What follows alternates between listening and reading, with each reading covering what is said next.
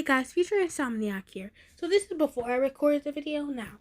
I apologize if this video has a lot of mistakes and stuttering. Is that during this video, my speech impediment started acting up like a whole lot, and I just pushed through it because I wanted this to get out to y'all. But here's the thing. I have a lot more scripts for other characters that I know you guys like set up like this. I'm in hell. Now, please subscribe and like the video, my little starlights. Please, I'm suffering here. Now, let's get on to this video. Please don't mind my stuttering too much. God help me. I want to paint a portrait of him, his fluffy silver hair just like snowflakes on a winter day, as soft as a cat's fur.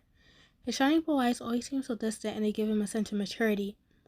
His pale skin and lean body made him look fragile, as if he would break at any time. His smile, his plush pale lips pulled slightly upwards. It was breathtaking. He didn't smile very often, but when he did, it was true. The way he sits at the end of the classroom, relaxed, but at the same time alert. The way he would look out the window, even if he won't never see anything there, nothing at all. But he still faced the side of the window. Perhaps it brought him a little joy, as he sat there looking at the supposedly clear skies, when all he did see was pitch black. I was captivated the moment I saw him. He was beautiful. It was hard to believe that someone would look that good in a turtleneck. But then he arrived. His stature made him hard to ignore, and I'm dying to pay him. It would be such an honor. And there was this tiny problem. Okay, it was a little bit more than tiny. He was there, just a couple of minutes away from me, walking slowly as he tried to find a place to sit and eat his lunch. It was amazing how he successfully dodged that many people. His other senses must be sharpened like other cliches. He was this close, but I couldn't ask. My feet are cold, even in the middle of summer. Oh, the irony. All it takes was a simple question. One simple question. But I don't have the courage. And people used to tell me that artists are bold. Apparently they were lying or they weren't artists. It was just a few steps, a mere 8 to 9, but my feet chose this particular time to disobey me. What should I do? Should I leave? Wait, then I won't get my lunch. Recess is almost over. The cafeteria will be out of stock. I should go now. I was so lost in doubt that I realized that my feet were walking on its own, before I actually know it. Ouch! Hey! We were falling.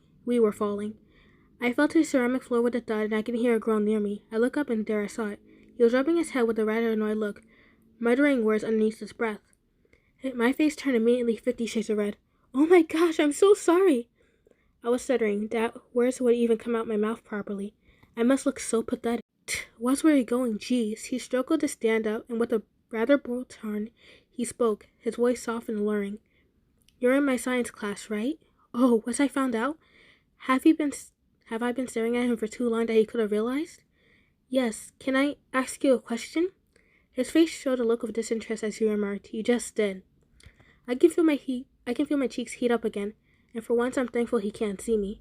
I mean, besides that, I'm sorry about your food. I'll get you a sandwich from the cafeteria, but I don't think I'll be eating, and I'm on my way there anyways. He raised an eyebrow and asked, What's your name? Oh, I haven't quite introduced myself. Silly me. Way to make a good impression. I'm YN.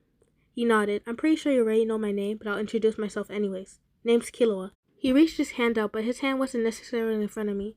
I took it as a sign that he wanted to shake hands, so I positioned myself and shook his hand. He smiled lightly before frowning. So, YN, why were you heading to the cafeteria? As far as I'm concerned, you said you were not eating anything. Well, I wanted to ask someone, you, a question. And the food's almost out of stock anyways at this time of recess. There's only 15 minutes left, and I'm a slow eater, so can I ask you a question? I was aware that I would most likely get the same response over again, but I didn't care. I have to ask. The silver-haired boy sighed. I asked you 3 questions as far as I can recall, so you can ask me one back. I was getting pretty excited. I'm pretty sure my eyes were glowing at the moment. Can I pinch you? Huh? It was then when I realized that my question didn't sound the way I wanted it to. It created so many misunderstandings. I raised my hands up and raised it frantically, mind you. I'm sorry, that was rude of me.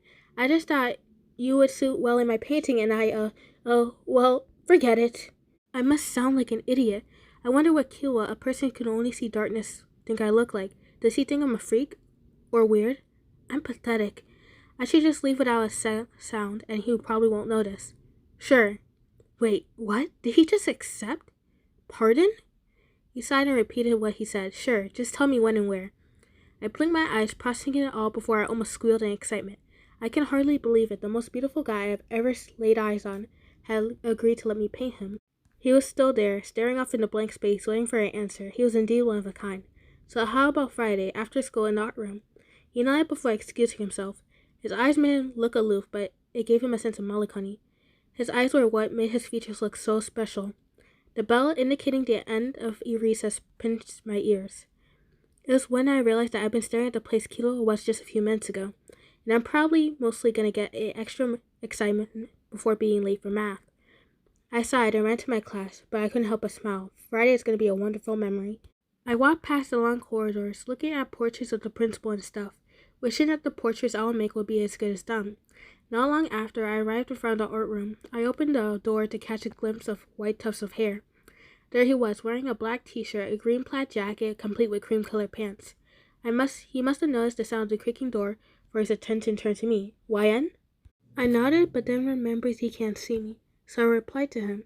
Yeah, it's me. Sorry to keep you waiting. He brushed it off, saying that he just arrived himself too. I asked him to wait for a moment as I set up my painting tools.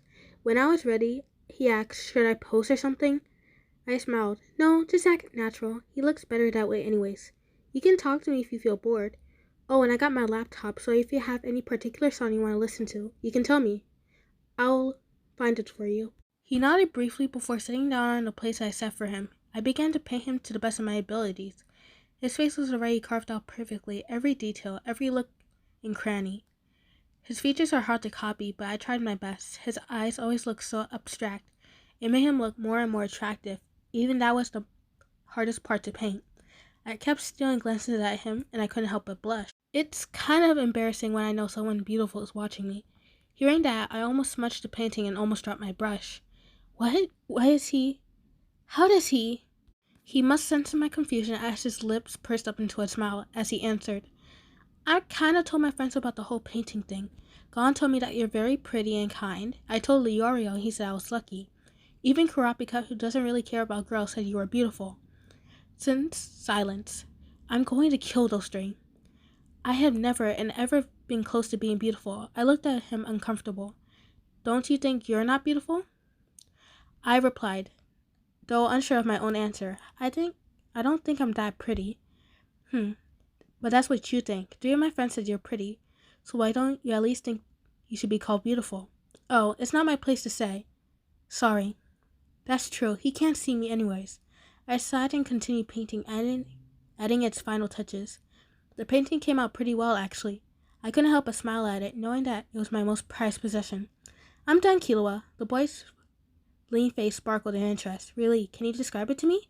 Sit here. He patted the space next to him, motioning me to sit down next to him. How do you describe a picture to a blind boy? Nonetheless, I obeyed him for now. I took the painting from the aisle carefully and brought it to him and had it out to him. I sat next to him and almost simultaneously his attention turned to me. So, what colors did you use? I looked at him confusedly, not knowing I should answer his question or ask him back. Oh, did I confuse you? I've never actually seen colors, nor do I know how they look like, but people try to describe it to me, but they mostly fail. He said as he grinned sheepishly. His grin was reassuring in some way. Well then, for now, I used your eyes as an ocean blue. I wadded off quickly though. Describe blue. I scratched the back of my head, trying to find the best way to describe a color. Blue is when the morning comes and you enjoy the quietness and tranquility. It's when you feel at peace. It's when you find out you passed your exam. When you feel calm and relaxed. It's when you open the window and feel the breeze hit your face. I stop for a minute and then continue. But blue can also mean that you're feeling down, when you lost something or your mind is full of regret, and when you have to remind yourself of something nostalgic. I looked over at Killua. He leaned over in interest. Am I explaining it right? The curious looks that I'm getting for him means I am. Tell me more. His voice rang inside my head, and for some reason, it felt great knowing that Killua was understanding what I was talking about. Then, for your lips, I used a pale red. I was cut out again by the same sentence. Describe red. Red is when you sit next to a fireplace. It's when your mom hugs you and says that she loves you. Haha, when you stab her. It's when you're determined to do something and finish it at all cost. It's when you feel warm and you're filled with energy. It's when you love. Red can be also when you're mad or irritated, when you get violent. Killua just hummed in response. His face looked at me as he was in deep thought, and and I can only look at him, wondering if he wanted to say something. Are your lips red too? Well, isn't that a weird question? Yes, it is. The blue-eyed boy scooted over until his shoulders were touching mine. I couldn't help but blush. Hard. His face was so charming. His eyes were locked on mine as they were boring into my soul. Killua, why are you? I was cut off for the third time that day, but it was different. His plush pale red lips hit mine, and at the same very moment, I felt blue and red at the same time. It was breathtaking what his lips can do. His eyes, his hair, every feature was perfect as it should be. I can't help but kiss back. We soon separated for air, and the both of us were panting. But it didn't matter. He knows I'm here, and he saw me beside him. That's enough. You, YN, had gave me just a new perspective of colors.